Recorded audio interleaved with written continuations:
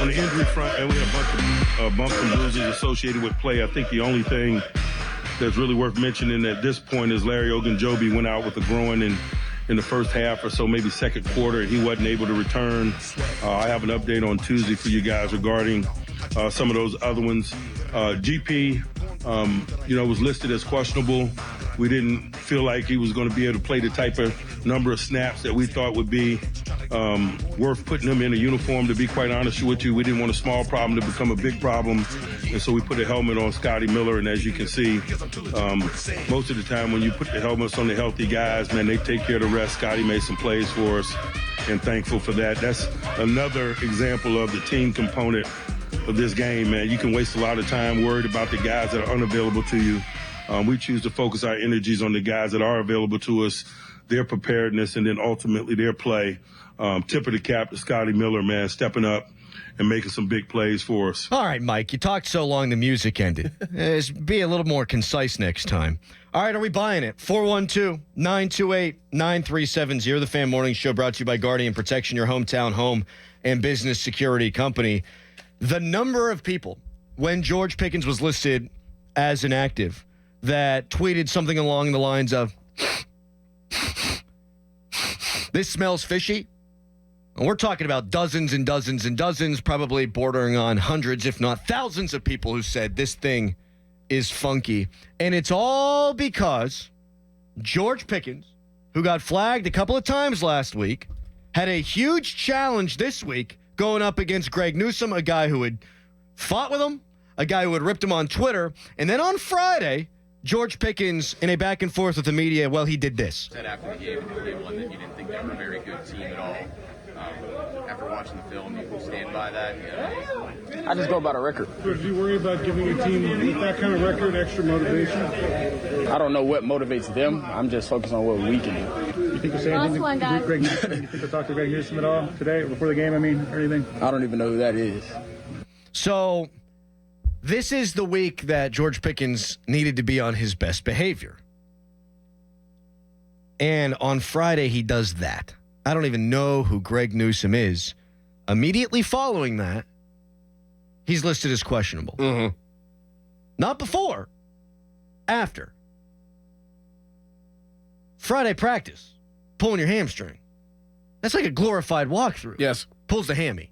And then 5 minutes before the inactives come out, according to Mark Caboli, is when Scotty Miller was told that he was going to get a helmet and that George Pickens was going to be inactive. So the question at 412-928-9370, and I'll throw it up to you first, Dorin, are we buying what Tomlin is selling here? Is Pickens really hurt, or was this a suspension and they're trying not to make it public?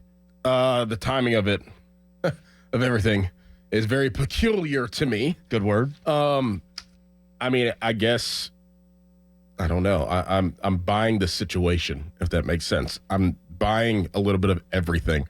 I think the timing, even the beginning of the season with Russ and not pushing his injury, gave them the opportunity to see Justin Fields and give him a lot of opportunities. Then Russ, tried to come back, and then that whole situation played out the way it is. Maybe he has a hamstring injury. It's very minor, but they gave them the time and the ability to be like, okay, well, it's a lose-lose situation for you. It's a lose-lose situation for us. If you go out there and you hurt your hamstring more, we're going to need you down the stretch. If you go out there and you act a fool, we're going to lose you down the stretch, really. Because we're going to lose your head, and you might lose us the football game. We're not going to put you in a situation that you can't benefit, George. So with that being said, you're going to sit down. We're not going to lose you physically and mentally, and we're going to win this football game without you. So you're saying little column A, little column B. Yep.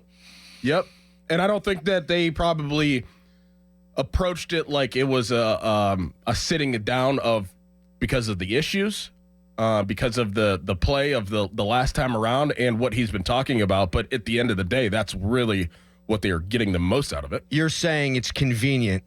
Very, very convenient. That makes some sense. And I want to be clear on this. It's a great morning. Steelers have 10 wins. They can lose to Philly and still clinch a playoff spot this weekend. If they beat Philly or tie Philly, they clinch a playoff spot this weekend. If they beat Baltimore and they don't win another game the rest of the way, They are AFC North Division champions. So it's a day of celebrating. It's a Victory Monday, which gives you the opportunity to talk about this, and it doesn't out and out suck. Call me naive, Dorin. I think he's hurt, and I think it was precautionary, and they don't want a big problem to come from a small problem. Yeah. I really do think it's more injury related than anything else. We were talking before the show, like this isn't the time of the year where you usually see hamstring stuff. You see a ton of hamstring stuff early in the season. Guys that hold out and they play a skill position, you could almost guarantee at some point they're suffering a hamstring injury. We've seen it with Darrelle Revis. We've seen it with many others before because you need to work those soft tissues into playing shape. This is kind of a funky time of the year for this to happen, though they've had all kind of soft tissue injuries and problems this season with this new training staff, Dorin. I just think they didn't want it to get worse because you need George Pickens. Obviously, you need George Pickens down the stretch. Scotty Miller didn't find out until 5 minutes before inactives that he was going to play. Like, I feel like if this was some broader plan by the Steelers, that he would have known beforehand. I think that's a tough position to put someone in. I've been in a situation like that before, so it's not like out of the ordinary, like where I've warmed up. We actually were playing in Philly. I was with the Texans, and I was warming up. I was ready to go, and then I think maybe it was Jacoby was like, okay, yeah, I can go, and like then I had to take my pads off, and I was down. So like this is not out of the ordinary. No, it's like 5 minutes before the game where a guy does get called up, but I just find it very convenient that this is the situation that the Steelers were in. I think it was like, all right, George, take a cool off a little bit. We're not going to push it. We need you down the stretch, physically and mentally. I'll tell you this for damn certain. If he played, it was going down. Yes. It was going down. They did know that. They knew did that. And that's where your convenience comes in. Exactly. It's not a bad take by you at all. I just think I might be a little naive here maybe. But no, I think you're on. I mean, I think you're on point. Look, he was going to fight Greg Newsome. Yeah. We saw him. It's weird because he didn't know who Greg Newsome was, according to him, on Friday, right? But when Greg Newsome committed the penalty, they immediately cut to George Pickens, who's dressed up like a ninja on the sideline, and he's celebrating. He's John. Well, didn't Greg Newsome post a screenshot of their DMs from 2019? And I did see that, too. So. Do you have any problem with him calling out Newsome on Friday? No. See, I'm caught in between on that one, too, and that's not great for talk radio. I would have liked to see how it all transpired. I have a theory, like I said, a hypothesis that it would have gone down, but I would have liked to see it. Well, you're saying he called him out on Friday saying that he doesn't know who he is? Yeah. Well, I mean, that's basically saying, like, I'm not even thinking about that guy. That's how I took it. That's trash talk, though. That is trash talk, but it's like, well, how else was he supposed to answer? What else is he supposed to say? I mean, he could really step in it. He did step in it by saying, I don't even know who that guy is, not even acknowledging his existence. There is nothing worse than that. That's like a beautiful woman who you talk to, and you might have a 45-minute conversation with, and then she doesn't remember you. It's like she saw right through me. She just looked right through me. Didn't even believe I existed. Yeah, no effect on me. I had somebody this weekend, by the way, Dorin, tell me that I'm cute, that I have aged gracefully. Oh. And then the same person said, but Dorin is hot.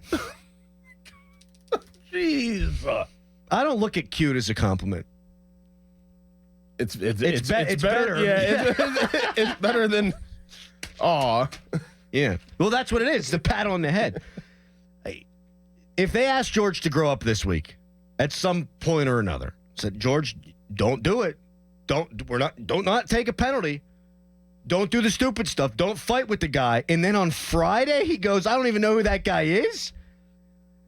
I think we know where it would have gone if he played. And that's where your convenience argument comes in. Like, it does make sense for them to say, you know what, because he's kind of hurt and because he's going to fight this guy and that's going to, actively be an impediment to us losing. Yeah, it makes sense from that standpoint. It does. And in their mind, they're like, we should beat the Cleveland Browns at home without George Pickens. And this is Mike Tomlin protecting a player. I don't think it's bad that he didn't play because it does show you what you're capable of without him. It shows that the addition of Mike Williams, despite not using him since the Washington game, really, it was a shrewd move by Omar Khan. And it gives you the faith that when Pickens comes back, you can count on your eligibles. I think you can take a lot of positives from him not playing. Yeah. It reminds me, and we'll see the extent of it as the season plays out, it reminds me of when Malkin was hurt in 2016. And that's when the HBK line became a thing. And you bump them up to your second line. We're going to go with HBK. oh, look at this thing. Necessity, mother, invention. And all of a sudden, all the pieces came together. I think you might see it with Pitt basketball, with Damian Dunn being out. They had to gut through that one against Virginia Tech. That's a good win. All road wins in conference are. When they get Damian Dunn back, now you have faith that maybe you have a little bit more depth. I think you can spin this all positively. The question is, two of them actually. Are we buying what Tomlin's selling? And do we like what George Pickens said on Friday? 412-928-9370. I always like that kind of talk if you back it up. But he didn't have the opportunity to back it up.